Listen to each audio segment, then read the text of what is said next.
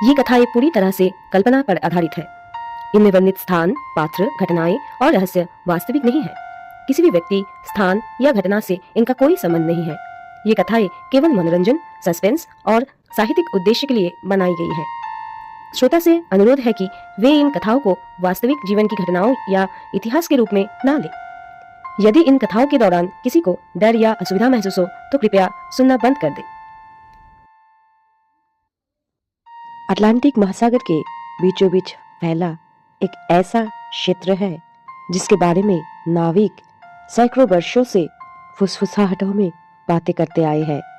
कहते हैं वहां समुद्रों के लहरें भी कुछ राज छुपाए हुए हैं और हवाओं में एक अजीब सी खामोशी तैरती रहती है। इसी रहस्य के बीच एक यंग सी रिसर्चर गौरव की कहानी शुरू होती है। मियामी का मौसम सामान्य था।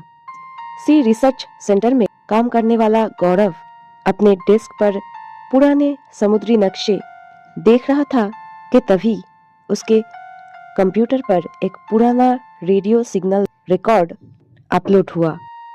संदेश कुछ इस प्रकार था। हम बांदा क्षेत्र के करीब हैं।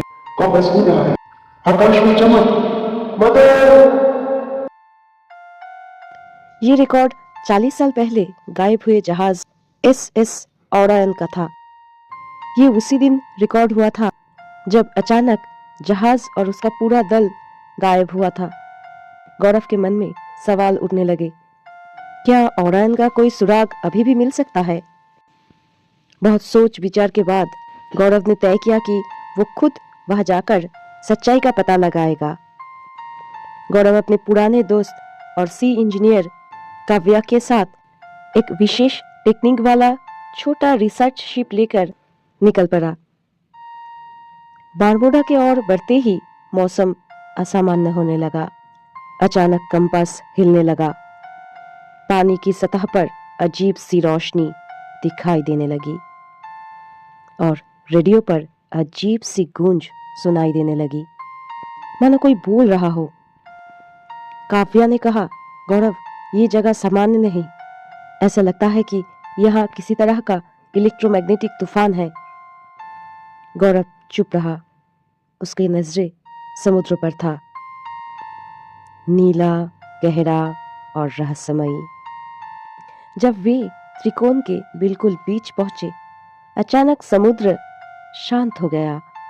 फिर कुछ ही पलों में पानी के नीचे से एक सुनहरी रोशनी का विशाल स्तंभ उठ खड़ा हुआ।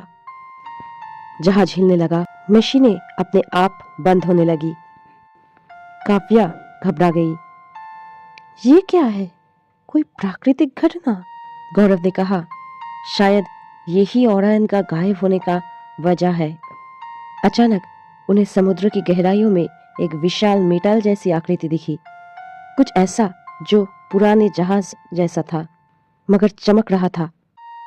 गौरव और काव्या ने डाइव लगाकर जांच करने का फैसला किया। नीचे पहुंचकर वो हैरान रह गए। ओरायन जहाज पूरी तरह सुरक्षित था, लेकिन उस पर कोई मौजूद नहीं था। जहाज के अंदर उन्हें एक डायरी मिली। आखिरी पन्ने पर लिखा था, आकाश खुल गया, हम किसी और दुनिया पर जा रहे हैं।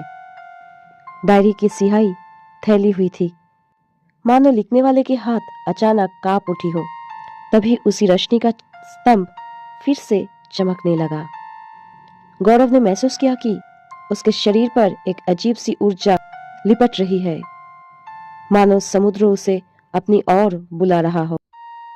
अचानक गौरव को कुछ दृश्य दिखाई देने लगे। एक नीली रोशनी से भरा शहर, जो मानो पानी के भीतर भी जीवित था।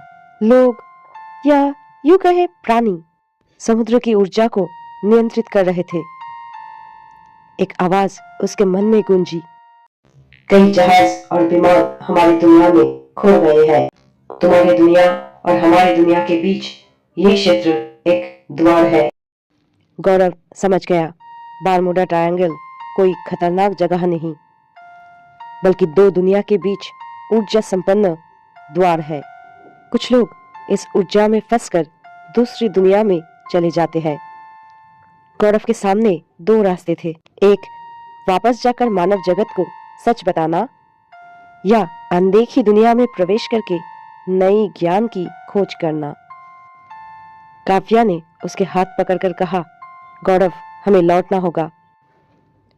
यदि हम बताएंगे नहीं तो दुनिया हमेशा अंधकार में रहेगी।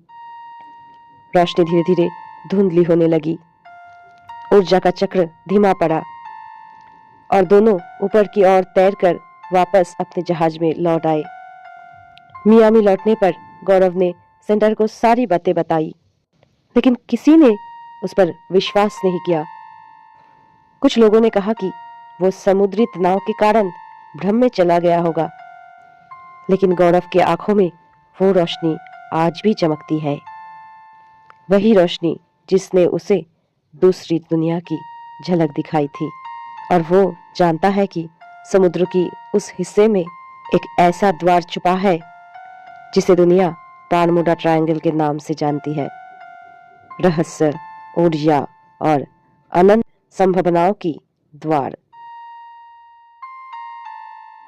जो कहानी आप सुन रहे थे उसका नाम है दूसरी दुनिया की द्वार।